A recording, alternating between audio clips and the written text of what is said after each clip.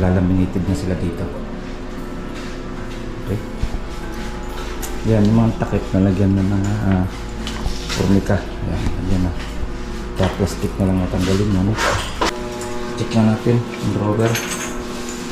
Ito yung drawer na nilagyan ng mga kutsara. Mukhang madaming kutsara, ano? Yung nag-automatic siya na mag-close.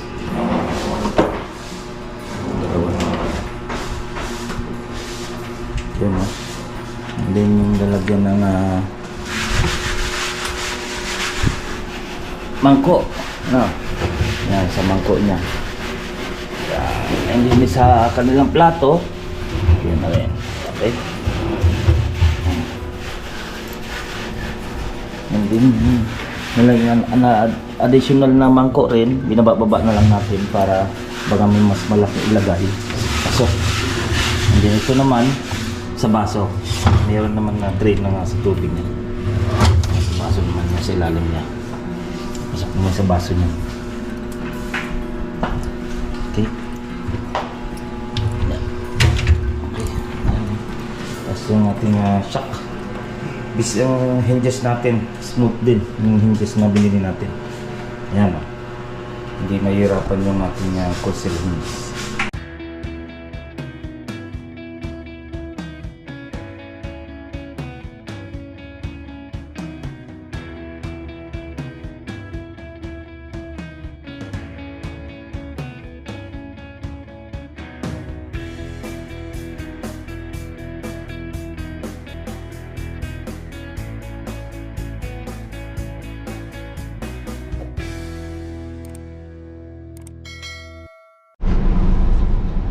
Yan, at good morning mga boss. Ayan na naman tayo, welcome back ulit sa ating YouTube channel and then sa ating Facebook page, J Oragon. Okay, at dito tayo sa Libabrosa Phase 3 na naman. Update na uli natin to, itong Block 37 ng laminated na cabinet, kitchen cabinet and then ng TV console.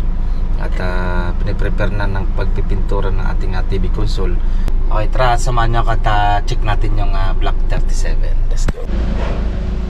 Okay, check na uli natin itong Block 37 natin. Dito at pinaprepare na yung masilya ng spot pati natin itong TV console. Okay. Yung floated na, hinihintay pa natin. Wala pa yung kulay. Kasi yung kulay na floated na gusto ng client, yung seal na nabibili nila na cabinet para diyan sa gilid ng TV.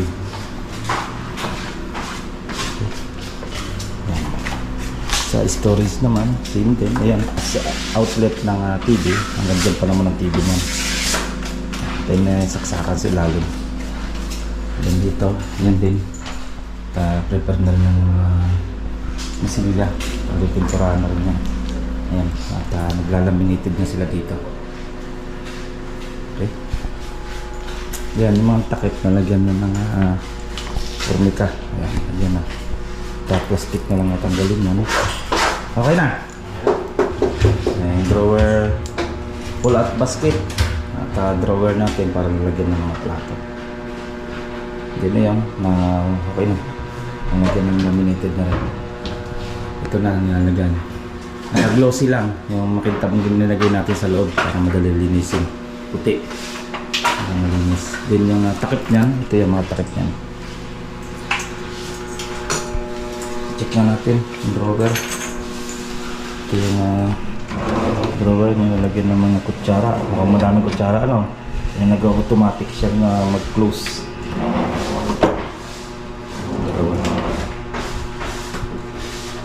Yan, oh.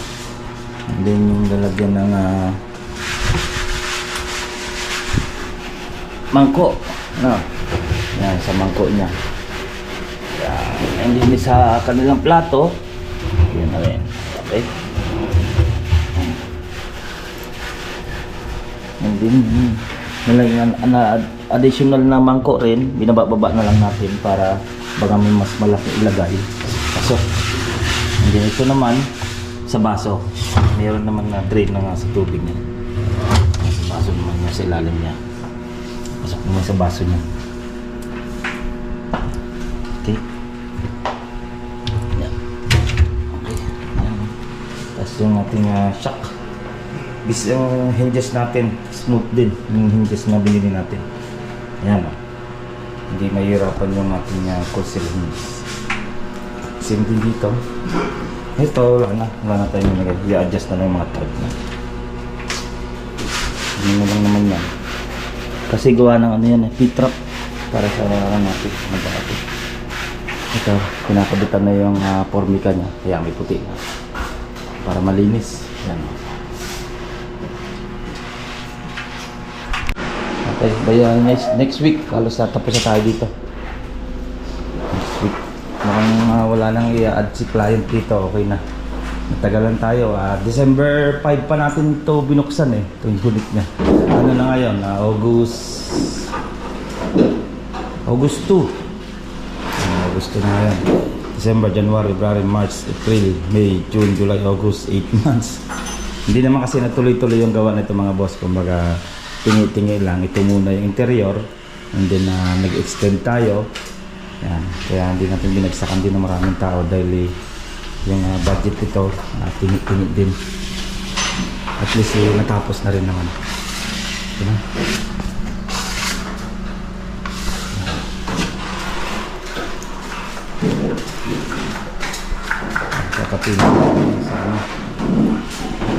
Ito puti lang naman yung gagawin niya.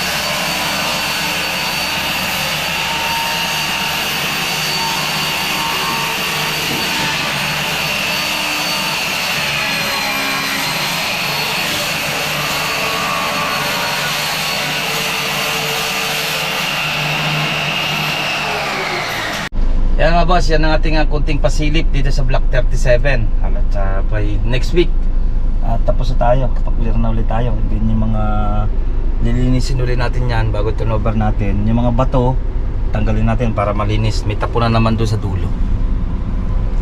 Yun yung butas pa yung pader niya, doon natin tatapon para malinis.